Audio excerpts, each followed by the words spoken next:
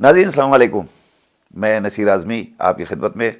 Khadija T V کا ایک خصوصی پروگرام لے کر حاضر ہوں۔ اس پروگرام میں 11ویں امام حسن عسکری علیہ الصلوۃ والسلام کی شخصیت اور عظمت اور فضیلت کے حوالے سے گفتگو ہوگی۔ ناظرین،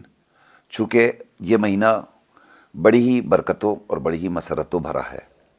جس میں ہمارے اور آپ کے 11ویں امام حسن عسکری علیہ الصلوۃ والسلام کی ولادت باسعادت ہے۔ آئیے میں سب سے پہلے اپنا فریضہ منصبی سمجھتے ہوئے آپ تمام حضرات کی خدمت میں اس یوم ولادت پر بصمیم قلب مبارکباد پیش کرتا ہوں۔ ناظرین، ایسے موقع پر ضروری ہے کہ ہم امام کی عظمت، فضیلت، شخصیت کے حوالے سے گفتگو ضرور کریں تاکہ ہماری نسلیں امام اور امامت کی عظمت اور فضیلت سے آگاہی حاصل کر سکیں۔ آج ہماری خوش نصیبی ہے کہ ہمارے اسٹوڈیو میں ہمارے مہمان عالم دین، حجت اسلام والمسلمین الحاج مولانا سید ضمیر الحسن صاحب قبلہ، استاد جامعہ جوادیہ بنارس تشریف فرما ہیں۔ آئیے ہم مولانا کا اپنے اسٹوڈیو میں خیر مقدم کرتے ہیں۔ مولانا السلام علیکم ورحمۃ اللہ۔ وعلیکم السلام ورحمۃ اللہ وبرکاتہ۔ ناظرین، مولانا کے تعارف کے لیے بس اتنا کافی ہے کہ ایک معروف ترین شخصیت، ایک بزرگ عالم دین، اور ہندوستان ہی نہیں بلکہ ہندوستان کے باہر مختلف ممالک میں آپ اپنی خطابت کے حوالے سے، اپنی قلم کے حوالے سے جانے اور پہچانے جاتے ہیں، بڑی اہم شخصیت ہیں۔ آئیے ہم آپ کی طرف سے نمائندگی کرتے ہوئے کچھ سوالات مولانا کی خدمت میں پیش کرتے ہیں اور مولانا انشاءاللہ اس کے جوابات دیں گے تاکہ ہم اور آپ دونوں مل کر استفادہ کریں گے۔ چونکہ 11ویں امام کی ولادت کے حوالے سے یہ پروگرام بن رہا ہے، تو میں چاہتا ہوں کہ سب سے پہلے ہمارے ناظرین کو آپ امام کی عظمت دین اسلام میں کیا ہے اس حوالے سے متعارف کرائیں۔ اعوذ باللہ السمیع العلیم من الشیطان اللعین الرجیم، بسم اللہ الرحمن الرحیم، الحمد للہ والصلاۃ علیہ، اما بعد۔ یوں تو ہمارے پاس جتنے بھی ائمہ ہیں، جتنے بھی ہادی ہیں، جتنے بھی رہبر ہیں، سبھی باعظمت ہیں، اور ہم کسی کو بھی ایک دوسرے سے کم نہیں کہہ سکتے، اور اس بنیاد کے اوپر بھی نہیں کہہ سکتے کہ سب کلنا محمد کے دائرے میں ہیں۔ جتنے ہیں یہ سب کے سب محمد ہیں اور سارے محمد برابر ہیں۔ لیکن اس اعتبار سے اس امام کی اہمیت بڑھ جاتی ہے کہ آپ جس عہد میں پیدا ہوئے تھے، جس عہد میں اس کائنات میں تشریف لائے تھے، وہ عہد بڑا عجیب کشمکش کا عہد تھا۔ بنو عباس جس وقت منصب و اقتدار کے لیے باہم جنگ کر رہے تھے، صورتحال کچھ یوں تھی کہ اس اقتدار کو حاصل کرنے کے لیے بیٹا باپ کو قتل کر دے رہا تھا۔ اس طریقے کی کیفیتیں تھیں، جیل میں ڈال دینا وغیرہ وغیرہ۔ ایسے موقع کے اوپر ان بنو عباس کو یہ معلوم تھا کہ ایک آخری رہبر، ایک آخری ہادی آنے والا ہے کہ جو تمام نظام کو ختم کر دے گا، اور یہ طے تھا کہ ظاہر ہے کہ 11ویں حجت یہ تھی، تو اب انہی سے وہ آخری کو آنا تھا۔ تو اس بنیاد کے اوپر آپ کے اوپر مکمل نگرانی، مکمل ہر اعتبار سے آپ کو تحت نظر رکھا گیا تھا، لیکن اس کے باوجود آپ نے ذرہ برابر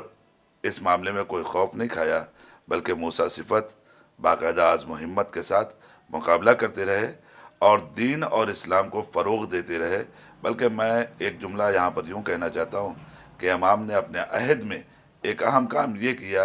کہ قرآن مجید کی تفسیر بھی پیش کی اور اپنی نسل میں سے آخری حجت کو بھی دیا، گویا دوبارہ قرآن و اطرت کو یکجا کر کے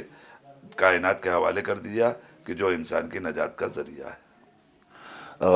یہ جو زمانہ تھا جس زمانے میں امام زندگی گزار رہے ہیں، جی، جیسا کہ آپ نے عرض کیا کہ بڑی چپکلش تھی، آپس میں بڑے ہنگامے تھے، اس عالم میں امام نے امامانہ پیغامات دنیا کے حوالے کیسے کیے؟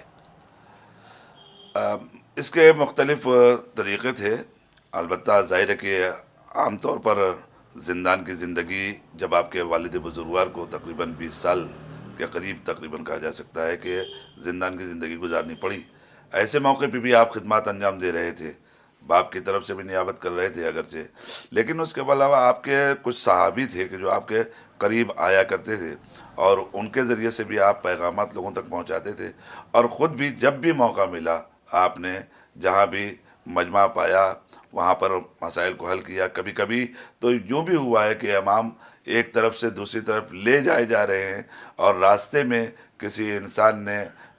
سوچا تھا کہ ہم رک کر کے امام سے یہ سوال کریں گے، امام کا گزر ہو رہا ہے، اور وہ کسی وجہ سے وہ بھول گیا، اور امام نے اس کو متوجہ کر دیا یہ کہتے ہوئے کہ تیرے ذہن میں جو یہ بات ہے اس کا حل یوں ہے،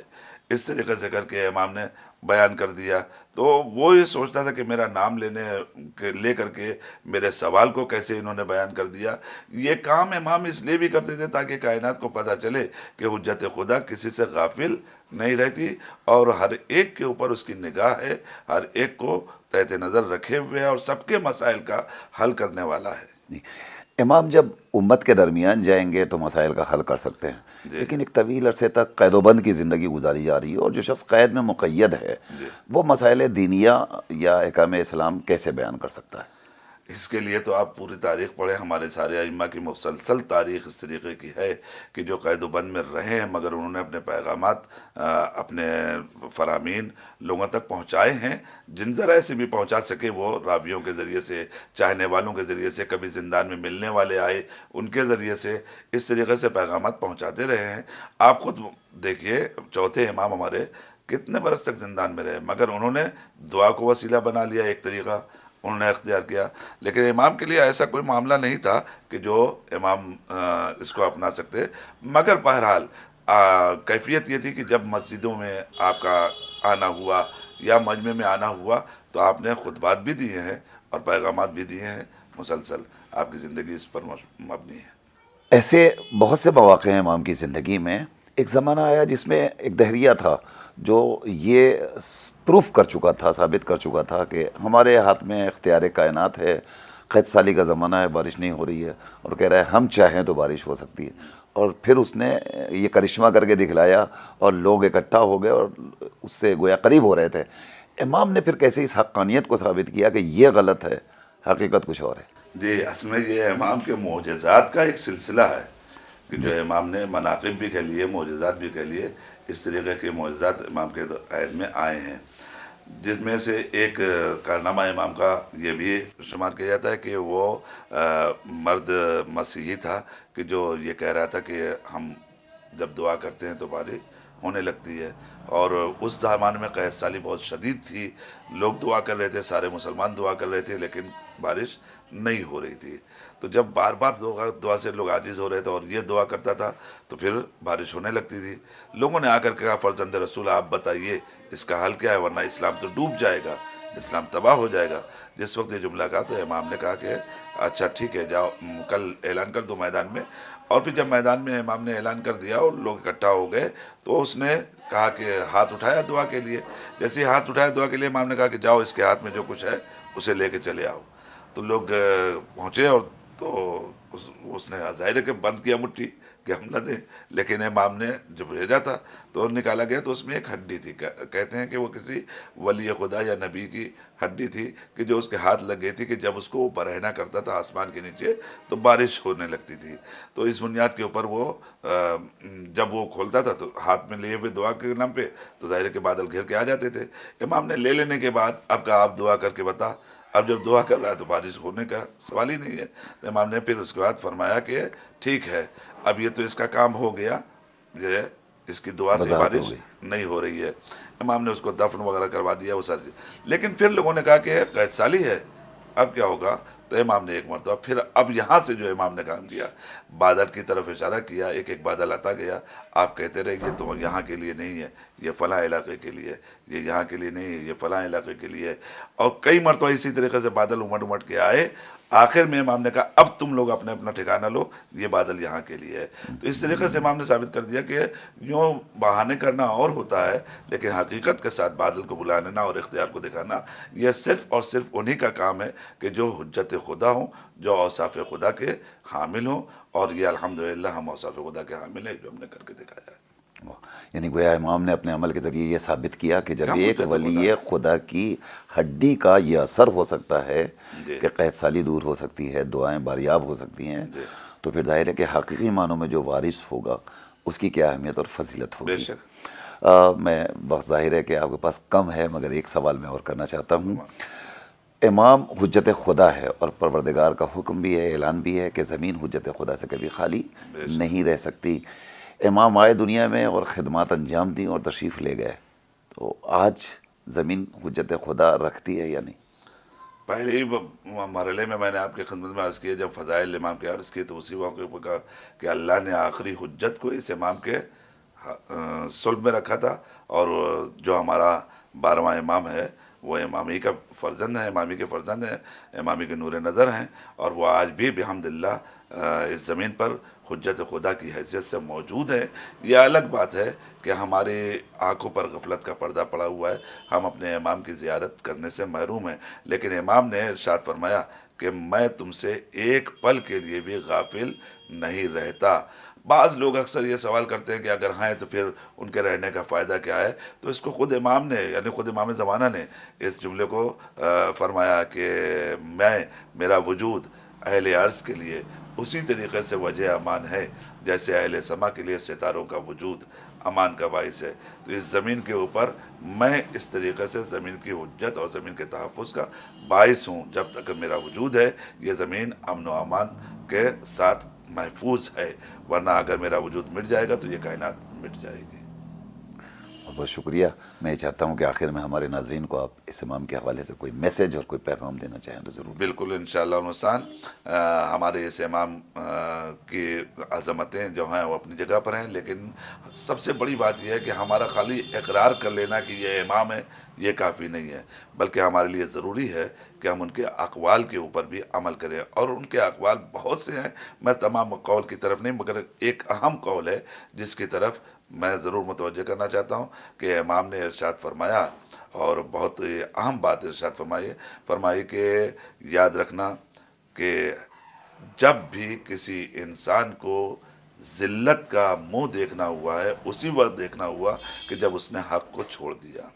بلکہ میں لفظ امام کی پوری آپ کے خدمت میں عرض کروں کہ ما ترک الحق کو عزیز الا ذل وما اخذ به ذلیل الا عزا۔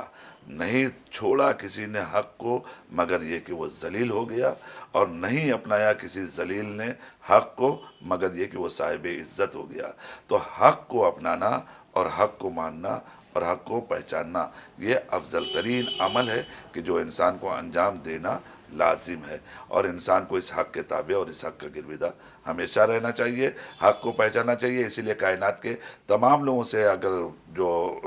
اپنے کو صاحب اسلام سمجھتے ہیں ان سے یہ کہنا چاہتا ہوں کہ پہلے آپ فقط یہ نہ دیکھیے بلکہ حق کو پہچانیے کہ حق ہے کیا۔ طے ہے کہ دو ہی صورت ہمارے سامنے حق کے لیے، نبی کا ایک اہم عام قول جو ساری کتابوں میں مسلم ہے، فرمایا کہ علی مع الحق والحق مع علی، علی حق کے ساتھ ہے، حق علی کے ساتھ ہے۔ تو جس نے علی کو اپنایا ہے لا محالہ وہ حق کے ساتھ ہوگا۔ تو حق کو اگر چھوڑ دے گا کوئی تو ذلت کا منہ دیکھنا پڑے گا۔ لہذا اگر علی کی محبت سے دل خالی رہا تو لا محالہ ذلیل ہونا ہے، لیکن اگر علی کی محبت ہے تو عزت کا مالک انسان رہے گا۔ انسان کو چاہیے کہ وہ محب اہل بیت، محب علی بہرحال بن کر جیے انشاءاللہ۔ بہت بہت شکریہ۔ ناظرین، یہ تھے ہمارے مہمان عالم دین حجت اسلام والمسلمین الحاج مولانا سید ضمیر الحسن رضوی صاحب قبلہ، جو آپ کے سامنے 11ویں امام حسن عسکری علیہ الصلوۃ والسلام کی عظمت، اہمیت اور فضیلت کے حوالے سے گفتگو فرما رہے تھے۔ بہت سارے سوالات میں نے آپ سب کی طرف سے مولانا کی خدمت میں پیش کیے، مولانا نے اس کے بحسن و خوبی جوابات دیے۔ ظاہر ہے کہ یہ روز ولادت جو ہمارے اور آپ کے امام یزدہم کا منایا جا رہا ہے، اسے ہم کبھی بھی فراموش نہیں کر سکتے اور کبھی غافل نہیں رہ سکتے، اس لیے کہ ہمارا وقت کا امام ہم سے غافل نہیں رہتا، تو ہم کیسے غافل ہو جائیں کہ ہمیں اپنے وقت کے امام کی بارگاہ میں ہدیہ تہنیت پیش کرنی ہے، ہدیہ تبریک پیش کرنا ہے۔ امام کی خدمت میں مبارکباد پیش کرتے ہوئے میں اپنی گفتگو کا اختتام ان 4 مصروں کے ساتھ کرنا چاہتا ہوں کہ یہ رہ کے قید میں دیتے ہیں حریت کا پیام، वाह, یہ رہ کے قید میں دیتے ہیں حریت کا پیام، خود ان کے خوف سے ظالم کا دل دہلتا ہے۔ واہ، کوئی بجھا نہیں سکتا دیا امامت کا، کوئی بجھا نہیں سکتا بے شک، دیا امامت کا، یہ وہ چراغ ہے جو آندھیوں میں جلتا ہے۔ ہاں، واہ واہ واہ واہ واہ، ہر زمانے میں امام نے اپنی امامانہ بصیرت کے ساتھ، تدبر کے ساتھ، شان و شوکت کے ساتھ دین اسلام کو نمایاں طور پر کائنات میں فروغ دیا ہے، پہنچایا ہے، پھیلایا ہے۔ آج بھی وقت کا امام ساکن غیب ہمارا نگراں، ہمارا محافظ ہے۔ جب تک ہمارے سروں پر ہمارے وقت کے امام کا سایہ برقرار رہے گا، اسی طریقے سے ہم اپنی زندگی کو کامیابی سے ہم کنار کرتے رہیں گے، اور دین اسلام کا پرچم کائنات کے گوشے گوشے میں لہراتا رہے گا۔ اسی کے ساتھ ساتھ میں مولانا کا ایک بار پھر شکریہ ادا کرتے ہوئے اس پروگرام کو شکریہ کی کوئی بات نہیں ہے۔ جتنی اجازت بھی چاہتا ہوں۔ چیزیں اس طریقے کی ہوتی ہیں تو وہ ایک دوسرے کا فریضہ ہے، جس کو انجام دیتا ہے انسان، فریضے میں شکریہ نہیں ہوتا۔ بہرحال انشاءاللہ پروردگار ہم سب کو توفیق دے کہ ہم امام کے چاہنے والوں میں، فقط زبانی چاہنے والوں میں نہیں بلکہ عملی طور پر امام کے چاہنے والوں میں انشاءاللہ قرار پائیں۔ اور امام نے ہم کو قرآن مجید سے وابستگی کے لیے قرآن مجید کی تفسیر جیسا کارنامہ پیش کر کے بتا دیا کہ قرآن مجید پہ بھی توجہ اتنی ہی ہمارا فریضہ ہے جتنا آل محمد کی فضیلت پہ توجہ کرنا فریضہ ہے۔ شکریہ ناظرین، اسی کے ساتھ ساتھ نصیر اعظمی کو اپنی پوری ٹیم کے ساتھ اجازت دیجیے۔ انشاءاللہ پھر ملاقات ہوگی کسی نہ کسی نئی شخصیت کے ساتھ اور نئے سوالات کے ساتھ۔ اپنا خیال رکھیے گا۔ خدا حافظ، فی امان اللہ۔